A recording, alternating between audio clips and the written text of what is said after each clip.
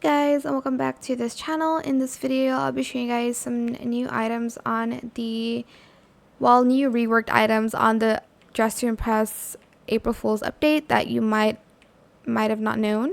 So there's this new turtleneck for the mask body, and you can have two colors, as you can see. Super cute. And you can also turn off the turtleneck if you'd like to, making it just a sweater. There's also these ripped jeans now, as you can see. What else? For the feminine body, let's see. Let's just wear this first.